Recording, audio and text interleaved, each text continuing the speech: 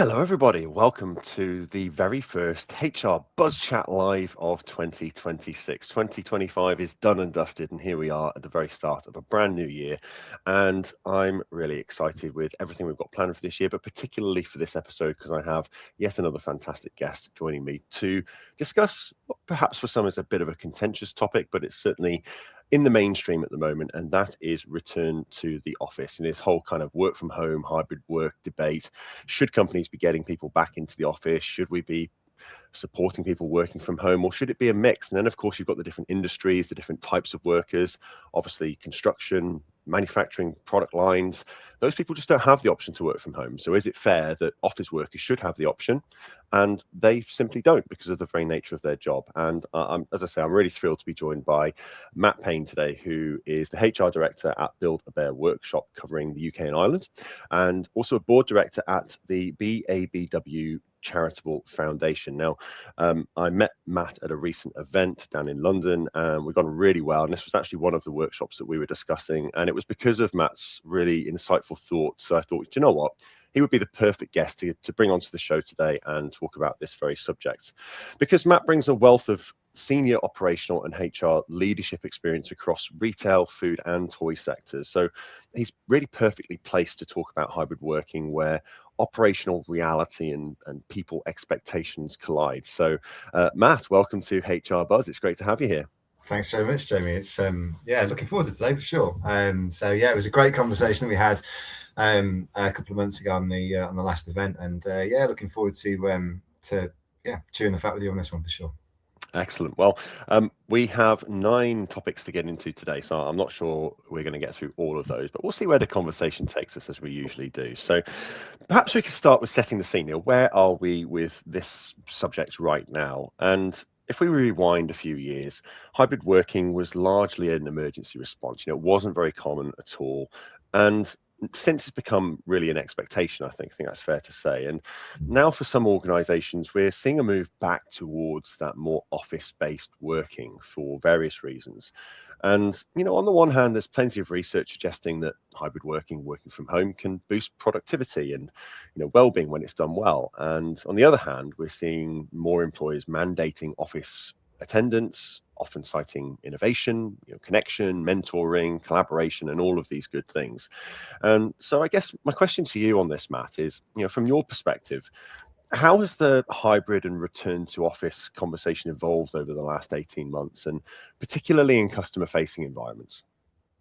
It's a great question. I mean, as you called out, the whole move away from the office in the first place was there was no real option about that. We just had to do that. That was a different way of working. And I think, the one thing that's kind of highlighted to me is that, the ways of working, they move, they evolve very, very quickly. And then we have all of a sudden this new normal in such a short space of time where, well, we found out that we can do our jobs, be that in a slightly different way, but we can still get stuff done. So actually, reverting back to something that we used to do, well, it's almost like we had to redefine the benefits of why we would do such a thing. Where we did it as a necessity, there's a massive shift, and I'm sure we'll talk about it later on, but it's almost to the point now where there's an expectation that there's a hybrid working policy for most businesses. That said, it's one of those things that I don't think there's a right way of doing it for every business. When you look at the different industries, I mean, you called out, earlier on about, different industries where we look at, retail, hospitality, where actually the majority of the workforce doesn't have that option. So how do you make it fair? It's a massive subject to get into, and there are so many different variables about the right way of doing it and how to keep engagement with your teams whilst pulling that one off as well.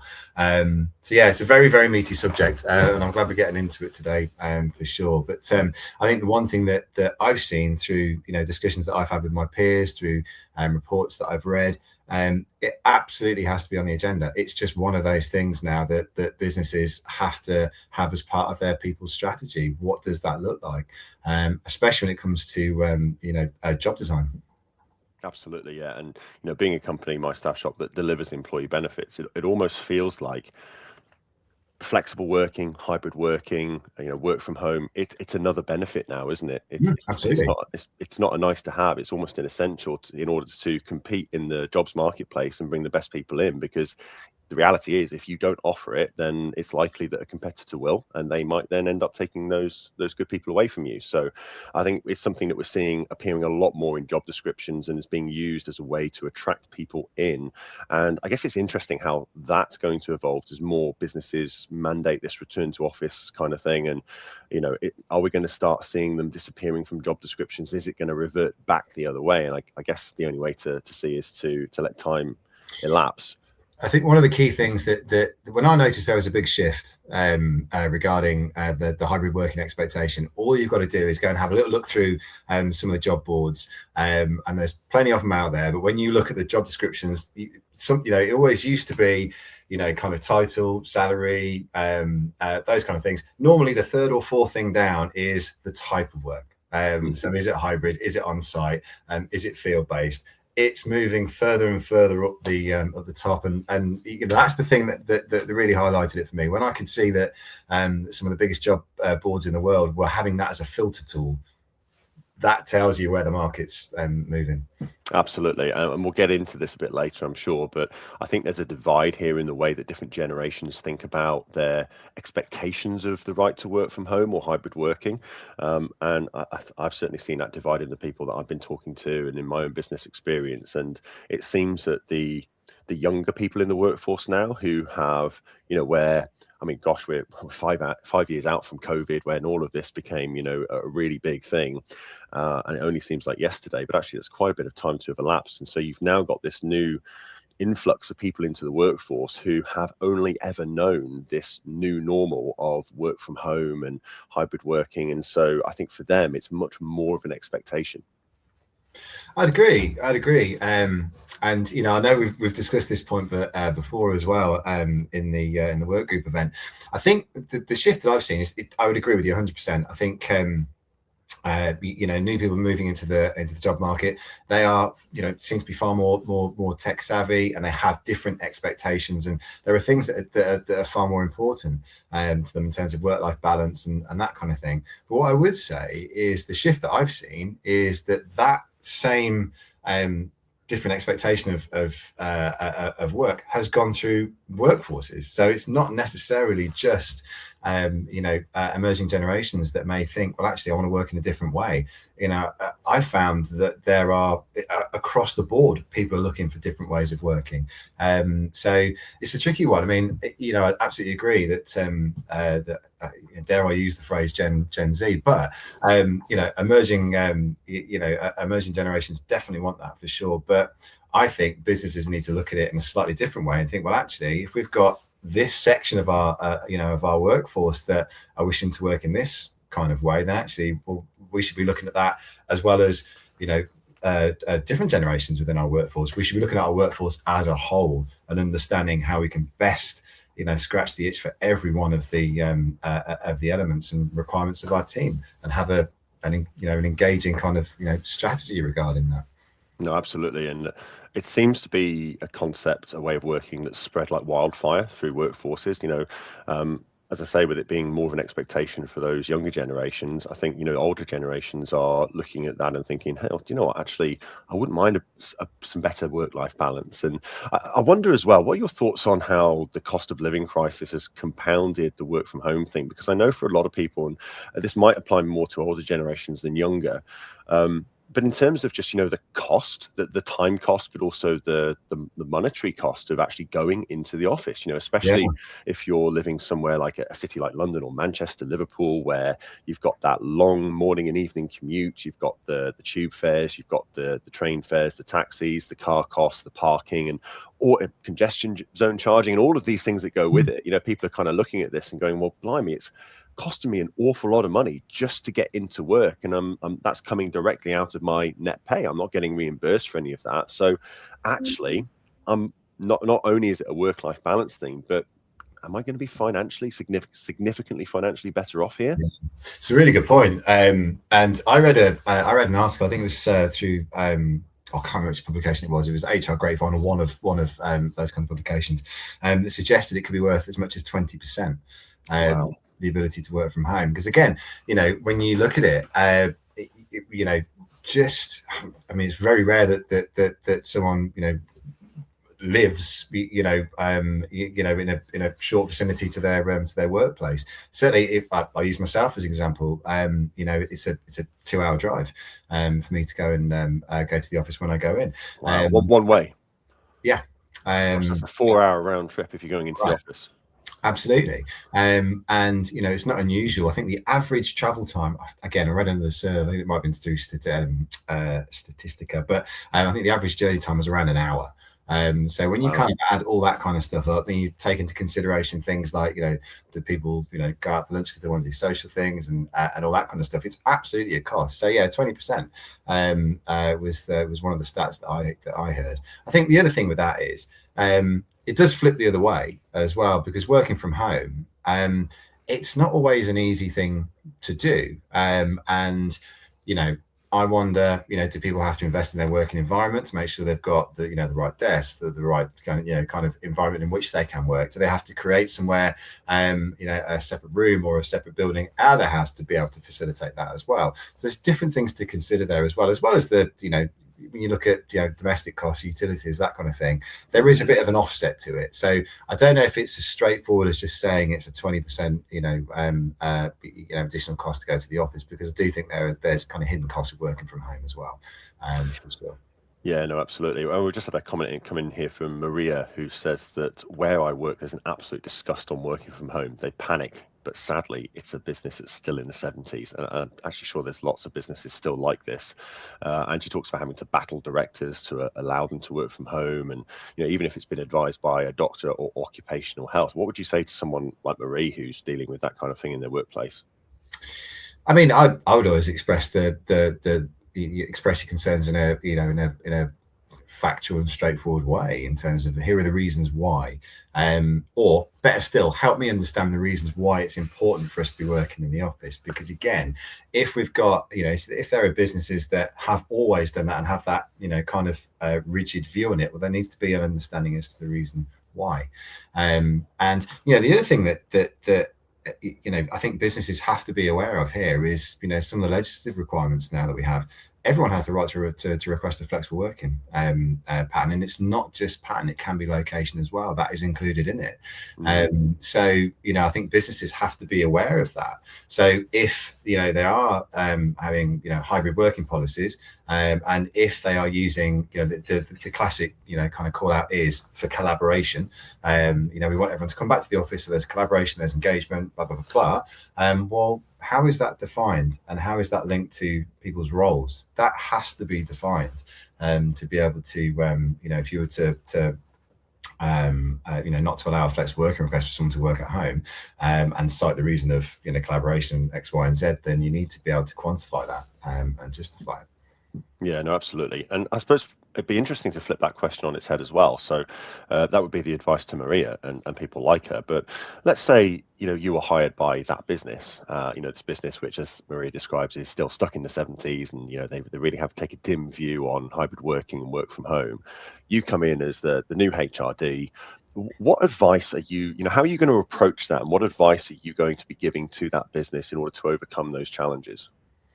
I think they need to, I guess my first point would be, we need to understand where the markets are and where, trends are moving, and the benefits to, having a slightly more flexible approach on it. I think there's also an education piece regarding, the legislation requirements, because businesses just need to know about that. The long gone are the days where you can just turn around and say no. Again, flexible working requests, they have to be accepted unless you can use one of the 8 statutory reasons to refuse it. So I think businesses need to understand that. But that's just the I guess the factual element to it. The other thing I would want to explain is, look, from an engagement perspective, let's look at engagement, because that's the thing that sometimes businesses may not understand. And this goes both ways. How, if you implement a hybrid working policy, how that can impact positively on engagement for your team. And also, if you don't look at that, the negative impact you're going to have by having strict views and not being kind of willing to explain the reason why we need people to work in the office. The engagement piece is massive, which will impact discretionary effort, output, performance, and everything else. I think businesses need to, it's like anything. I think whenever it comes to any kind of people issues, it isn't something that's static. It's constantly moving, and businesses constantly have to look at, well, actually what's going on in the rest of the market, and what's motivating people, how people's value propositions changing, how do we have to adapt to that? And I think businesses that can't adapt, as with anything else, will struggle. Absolutely agree. I wonder then, what are your thoughts around the community aspect? Because we've talked about the reason of collaboration being cited as one for getting people back into the office, and innovation and connection and engagement. Use that word engagement, and I'd be really interested to hear what your definition of engagement is, because I think engagement is a word that gets thrown around a lot, especially in these kinds of circles. But it seems to me to be something that means something different to every single person, and it's quite hard to define. So when you talk about engagement, firstly, what do you actually mean when you use that word? So I guess it's for me, engagement is a wow. How do I word this? I think it's an output of positive culture within a business, I guess, is the way that I could try and define it. It's a great question, but I would say it's a measure of positive culture within a store, within an organization. Okay, yeah, I like that definition. So just jumping back to what I was going to ask in terms of the social aspect, I was thinking about this morning ahead of this call, and something that strikes me in the last couple of decades is that we have, perhaps as a society, lost that village kind of feel in our communities. I don't know what your thoughts are on this. I'd love to hear your view. But it seems like with the advent of social media and technology, it's easier for people to perhaps be a bit lazy and focus more on connection online. But I wonder, is that really the same as, that kind of village feel where people are actually getting out, your neighbor on both sides, and there's a real kind of community feel. And then I was considering, well, how does that apply to the whole work from home, return to office discussion? Are we at risk of, it feels to me like driving connection is more challenging and more difficult if you haven't got people in a physical location together, or maybe it's just different. I'm not sure. But is there a risk that we are damaging that in work, that office community feel, that office village kind of, your neighbor kind of feel, by having people being very disparate and far away from each other and only connecting through technological means? Is there more of a community reason to get people back to the office rather than just being about productivity? Yeah, absolutely. I mean, yes, it is my view. And don't get me wrong, I think technology is fantastic. And, especially when it comes to global calls where you can't just, nip to the office if you've got, if you're dealing with, different countries or whatnot. The thing for me is, Teams connections, all that kind of good stuff is great. But there is no substitute for face-to-face, no substitute at all. And there is an element. We have it, in our office. There's an element of camaraderie around that. If you're sitting at your your desk and you need to reach out to somebody, and you just go around there and have a little chit chat with them about, oh, by the way, I've got this little thing. Can we just talk about it? Those little moments are so important, and what that does for me is it does build that culture element. I love it when people can just just go nip down to go and see Matt, or to go and see one of my team members, or if I need to go and see somebody. There's no substitute for that, and I think that the reason I enjoy going to the office is exactly that. I look forward to going to the office for that specific reason. I get to see my team face to face. I get to see my colleagues face to face. We can have a little bit of a laugh. We can have lunch together. We can, there is of course, there's the water cooler conversation, which is a small part of it. The best part of it is, do you know what? Can I have a conversation with somebody about X, Y, and Z? That is the bit for me that I think is massively valuable. So I love that. Yeah. I love that you mentioned the water cooler conversations, because this is something that, again, has been on my mind for many years, since all of this kind of hybrid working stuff came to the fore. And correct me if you think I'm wrong, but I don't see water cooler type conversations happening as easily when people are disparate and they're connecting digitally as when you're actually in a physical office together. And having worked in many businesses at all various different kinds of levels, I've personally found that it's those kind of offline conversations, around the water cooler while you're making a coffee, what, at those 5 or 10 minutes that you might stay after work when everyone else has gone, when you can get into not just more kind of in-depth personal conversations, but presenting opportunities for career progression and kind of seeing parts of the business that you might not have otherwise seen. And I wonder, with work from home, yeah, it's great for so many reasons, but actually are those people who are physically separating themselves from the rest of the workforce, is there a risk that that could damage their ability to progress through their career or climb that career ladder and build those really meaningful relationships with people in the business that can help facilitate that? What are your thoughts? Yeah, well, there's kind of two things there for me. I guess the first one is, the water cooler conversation. They're organic, so they're just those things that happen when you've got people in one location that are moving, that are interacting. You just have those organic conversations. Very, very difficult to do on Teams because there's that whole there's that whole perception about when you see the teams, red, amber, greens, or if someone's red or they're amber, I can't contact them. I can only contact them if they're green. You don't often have those organic kind of conversations because it's difficult to engage with somebody unless there's a meeting planned in for it. So I think that's something that where businesses have hybrid working policies, they need to think about that. I would say to my guys, look, even if I'm red, you need me, you call me. If I can answer, I will. If I can't answer, I'll call you back. So I think that's the first part. The second part to your question around, would that impact, future career progression or development opportunities, because they don't have those, organic conversations that pop up. It shouldn't do, would be my first view, because I think if organizations are managing their hybrid working policies correctly, there should be lots of planned interactions. Career development opportunities, that shouldn't be impacted by hybrid working policies if they're implemented correctly. But what I would say is development opportunities, yeah, potentially, because if I had a conversation with somebody the other day, again, nothing planned, just bumped into them, again, making a coffee, all of a sudden, 10-minute conversation about something that I came away from that thinking, what, I didn't know, I've learned something there. Wasn't aware of something before we had this conversation. I'm so glad we had that conversation. Those kind of elements, I think, are they're very difficult to achieve when you're in a hybrid, working from home kind of place. Absolutely, and it's that kind of conversation that's so organic, as you say, and off the cuff that, I mean, I'm sure you'd agree, that conversation you referenced there, it wouldn't have happened if you weren't together in a physical location. Sure. Yeah. So we've got a comment here from Duncan. Thanks, Duncan Chandler. So simple, it's control. So a very different view here. So on the other side of the fence. So people being in a building does not mean they walk around, meet and talk to others. It's still on Teams and mail. The irony being more often than not, those who mandate such returns are never present.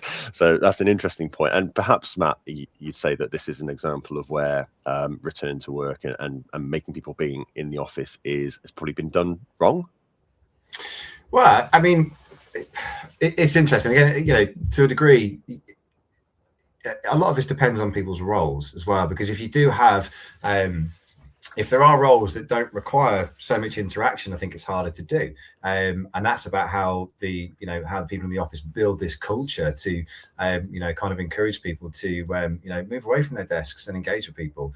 Yes. So there's a whole different, kind of cultural side to it. But I mean, absolutely, just having people in one location doesn't mean they're gonna chit chat, but it should be down to the leaders.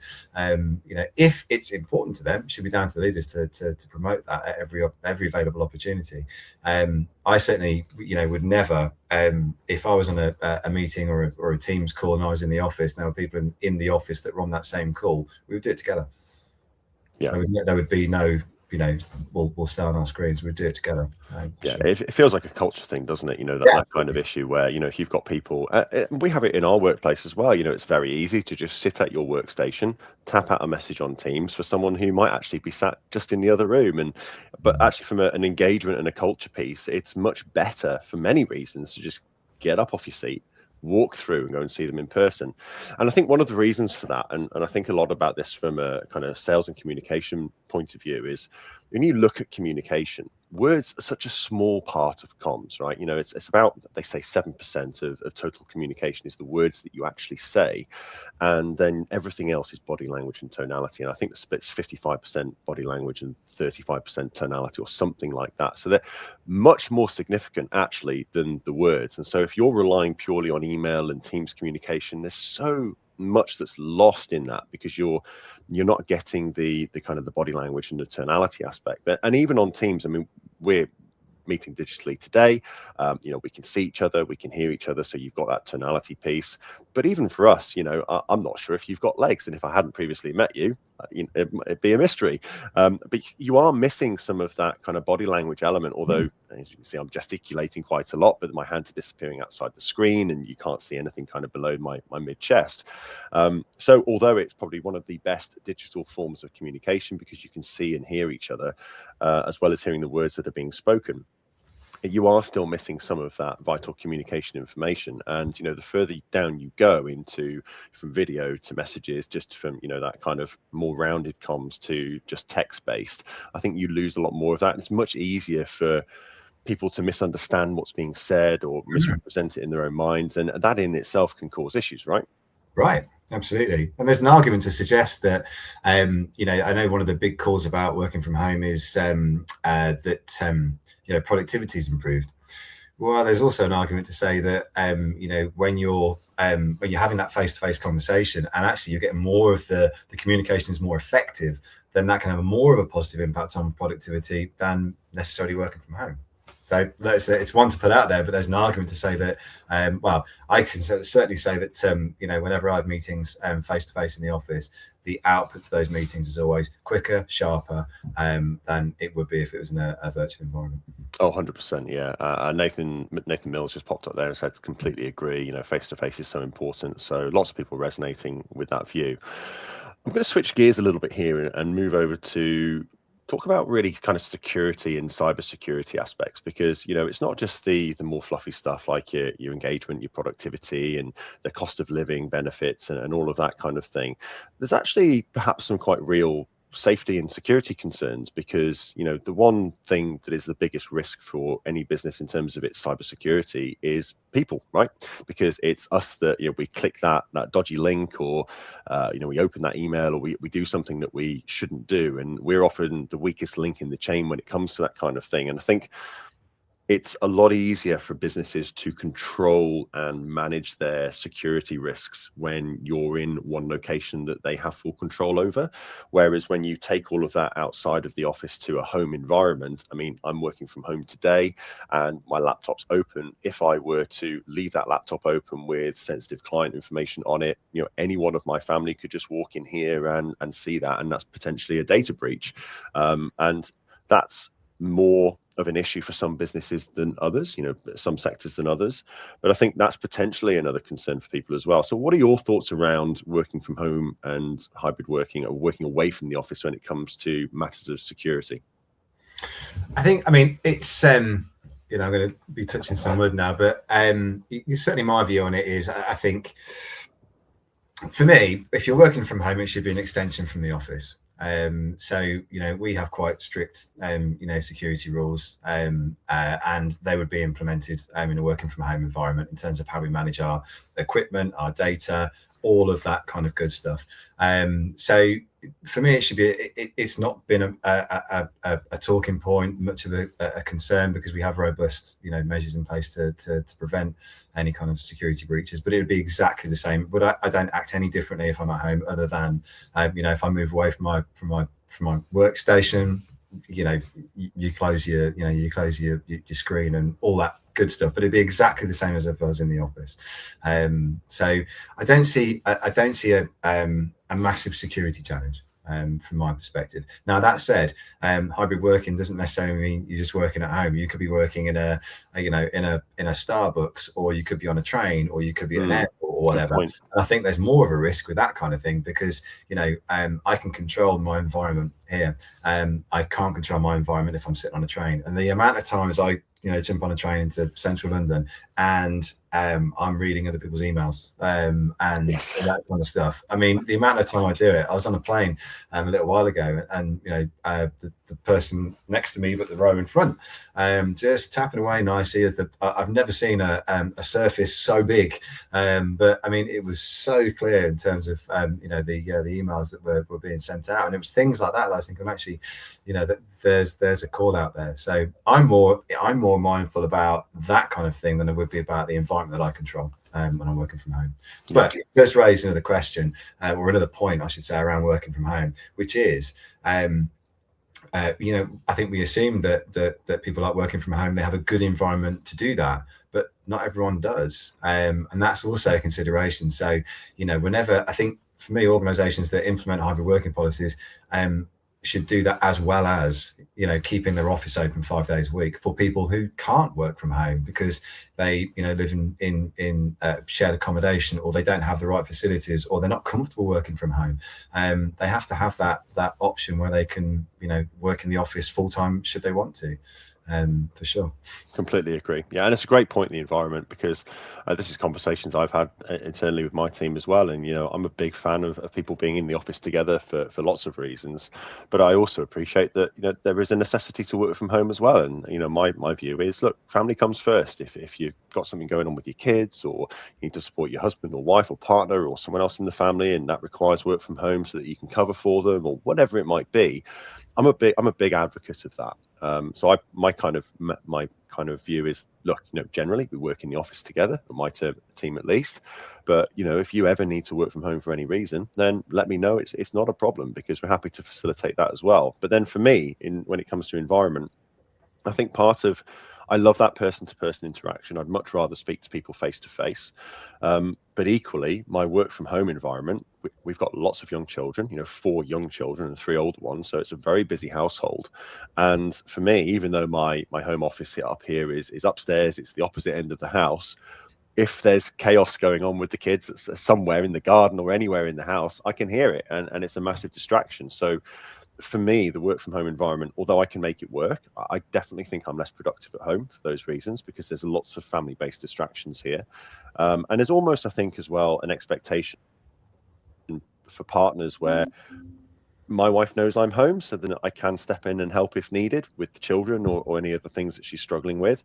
And she knows I'm at work, and there's no malice in there, but it's just like, oh, well, you're here, so can you just pop and do that for me? Can you just help with this? Or I'm up to my eyeballs with Ruben. Can you go and speak to him for me, please? And of course, you kind of feel drawn into that then. So I think it's a great point. If I was a bachelor living at home alone, I had a private environment, I would probably be a lot more productive and be more willing to work from home more often, if it weren't for the in-person collaboration piece. But for some people, that's, as you say, whether they live in shared accommodation or maybe they've just got a really busy household like me, it's just not ideal. And I value that sanctuary of having an office where I can go, where I put on my suit, I go and sit at my desk with my colleagues, and I'm in work mode, and I stay in work mode until I leave the office. And then when I come home, I can switch off and I can be in family mode. And I think that's the other thing is maybe there's that need for a degree of separation between home and work as well. What are your thoughts on that? Yeah, yes, absolutely. For me, so when the whole COVID thing happened and we all started working from home, I built an office in my garden because I need to have that physical, I'm going to work. So and that's the separation. I'm away from the household. I'm not distracted by it. I go to a separate environment, which is work. This is an extension of the office as far as I'm concerned. So yeah, I think it's absolutely critical. The other thing with not having some, I mean, I'm lucky that I was in a in a position to be able to do that. But the other thing that I'm sometimes mindful of as well is if your laptop's always there, and if your phone's always there, and you have this little ping, there's an email come through at 9 o'clock, maybe I'll just have a quick check of that. It's that element that people need to switch off. So, you know, I think we have to be mindful of that as well. And I think, you know, a good line manager would be mindful of that in terms of, well, actually, you know, if someone's sending emails at midnight or 2 in the morning or whatever, you know, why is that? And is that just because it's there? When I think sometimes, you know, you have that separation, you may not be as tempted to dip into it. Now, not that that's the same in every situation, because, you know, depending on the role, there may be circumstances where you have to do that. But my point around it is, I think it's important for people to be able to switch off. Absolutely agree. So let's wrap things up there. I mean, we've talked about loads of really interesting topics there around work from home. It's such a broad subject, isn't it? It's not as simple as one might initially think. And I'm curious to kind of close things out. Where do you see return to office and work from home going? You know, what does the future look like when it comes to this subject? I think it's a requirement. I don't see it going away anywhere soon. I think organisations have to consider it as, you know, as part of their strategy. I think it should be considered with job design as well. So if there are, you know, if there are reasons to come to the office in terms of, you know, collaboration and that kind of thing, well, that, you know, that should be that should be an expectation of people's job descriptions, you know, to a degree. But I think it can't be ignored. I think the expectations are too high from the labour market now for it to be ignored. So I do see a place for it in the future. But what I think, you know, businesses should and organisations should do is work that into the strategy, and, you know, find ways of making it work. Find good measures as well. I think one of the questions was, how do you measure, you know, the performance and culture within a business? Well, you know, have voice channels.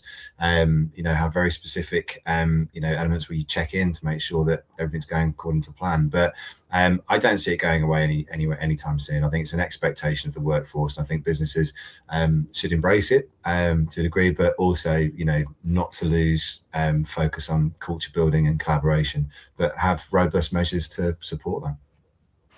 Matt, thank you so much for joining me today. You have been a fantastic guest, and I've really enjoyed this conversation. I'm sure everyone listening has been really interested with all the insights that you shared, and we've certainly covered a majority of topics here today. So plenty of food for thought for those of the audience who have been watching. And you know, if that's you and you see this, whether live or on the replay, feel free to continue the conversation down in the comments. Feel free to drop either of us a message if you'd like to ask us any questions about anything we've shared here today. Thanks to you all for watching, and we really appreciate you supporting the show. And we will be back next month on the 6th of February at 11 a.m. So that'll be Friday the 6th of Feb for our next HR Buzz Chat Live, when we will have another fantastic guest discussing another interesting topic. Now, we have a QR code on screen here as well for our newsletter, the Benefit Brief. This is full of engagement tips, industry insights from the My Staff Shop team. So if that sounds interesting to you, then scan that QR code and get yourself signed up. We are also hosting another Erupt Disrupt meetup in Birmingham for the Birmingham HR community towards the end of January, I believe. I think it is, yes, 29th of January. That's 5:30 p.m. to 8 p.m. So there'll be a link somewhere either in the comments or a QR code that you can scan if you're watching on the replay, where you can get yourselves tickets to that. So if you are in HR in any capacity and you're in the West Midlands, you know, around the Birmingham area, we would love to meet you at that event. So again, once again, thank you very much for joining us, everybody. Thanks again for all the people who've left comments. Really, really great questions today. And Matt, thank you so much. I really appreciate you taking the time out to come and chat with us today, share your insights around this topic. And it's really great to see you again. Thanks, Jamie. Appreciate it. Thank you all. Take care.